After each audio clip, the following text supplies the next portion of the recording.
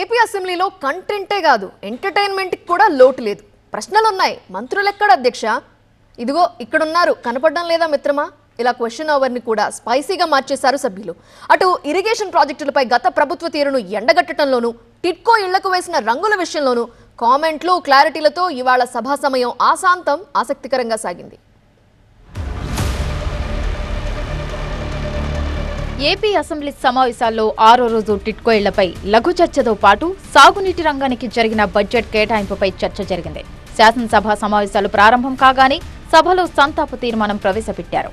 ఇటీవల మృతి చెందిన ఏపీ ఎమ్మెల్యేల కుటుంబ సభ్యులకు ప్రగాఢ సానుభూతిని తెలియజేశారు. మృతులకు సంతాపంగా 2 నిమిషాల మౌనం పాటించారు.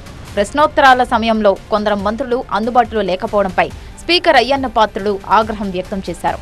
0 అవర్ జరుగుతున్న సమయంలో అసెంబ్లీలో కూన రవికుమార్ ఆసక్తికర వ్యాఖ్యలు చేశారు. 0 అవర్ డ్రైవర్ లేని కారులా ఉందని, సభ్యులు చెప్పే సమస్యలు నోట్ చేసుకునే మంత్రి సభలో లేరని కూన రవికుమార్ అన్నారు. అయితే కూన రవికుమార్ వ్యాఖ్యలను స్పీకర్ తప్పుపట్టారు. సభలో మంత్రులు ఉన్నారన్నారని, నిండు సభలో అసత్యాలు చెప్పొద్దని అయ్యన్న పాత్రుడు అన్నారు. ఇంతలో మంత్రి అచ్చెన్నాయుడు మాట్లాడుతూ ఎమ్మెల్యేలు వివిధ అంశాలపై కాకుండా ఏదైనా ఒక అంశంపై మాట్లాడితే ఆ ప్రశ్నలను నోట్ చేసుకుంటామని అచ్చెన్నాయుడు తెలిపారు. అధ్యక్ష, ఈ 0 అవర్ ఎలా ఉందంటే డ్రైవర్ లేని కార్ లాగా ఉంది అధ్యక్ష.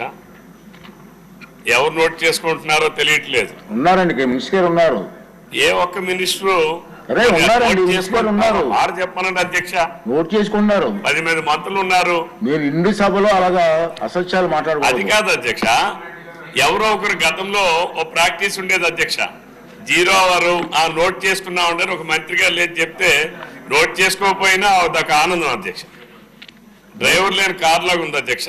సాగునీటి రంగ బడ్జెట్ కేటాయింపులపై చర్చ సందర్భంగా గత ప్రభుత్వ తీరును రాయదుర్గం ఎమ్మెల్యే కాల్వ శ్రీనివాసులు ఎండగట్టారు. జగన్ రాయలసీమ ప్రాజెక్టుల భవిష్యత్ అంధకారం చేశారని, 5 ఏళ్లలో రాయలసీమ ప్రాజెక్టుల పరిస్థితి ఎక్కడ వేసిన గొంగడి అక్కడేలా ఉందన్నారు. రాయలసీమ ప్రాజెక్టులకు కృష్ణా మిగులు జలాలు అడగమని, బచావత్ ట్రిబ్యునల్ కు వైఎస్ మరణ శాసనం లాంటి లేఖ ఇచ్చారని కాల్వ అన్నారు.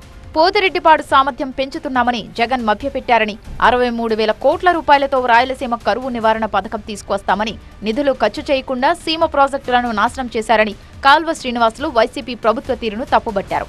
వెలిగొండ ప్రాజెక్టుపై జగన్ ప్రజలను మోసం చేశారని ఎమ్మెల్యే ఉగ్ర నరసింహారెడ్డి అన్నారు.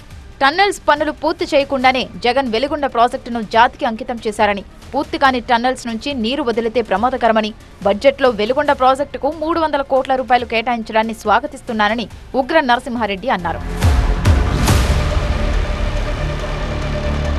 టిడ్కో ఇళ్లపై ఏపీ అసెంబ్లీలో లఘు చర్చ ఆసక్తికరంగా జరిగింది. కమిషన్ ఇచ్చిన కాంట్రాక్టర్లకై గత ప్రభుత్వం బిల్లులు చెల్లించిందని, టిడ్కో ఇళ్లను అర్హులకు కేటాయించకుండా డబ్బులు తీసుకుని అనర్హులకు ఇళ్లు కేటాయించారని, టిడ్కో ఇళ్లలో అక్రమాలపై విచారణ చేయాలని ప్రభుత్వాన్ని గాజువాక ఎమ్మెల్యే పల్లా శ్రీనివాస్ కోరారు.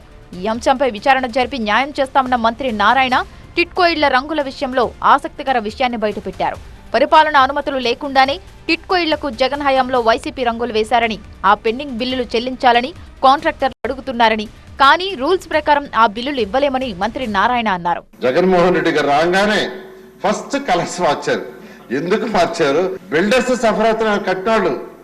ఎందుకంటే దానికి అడ్మినిస్ట్రేటివ్ గ్యారంటీ లేదు, టెండర్ లేదు, ఏమీ లేకుండా 300 కోట్ల రూపాయల సుమారు వర్త్ కలర్స్ మార్చేశారు.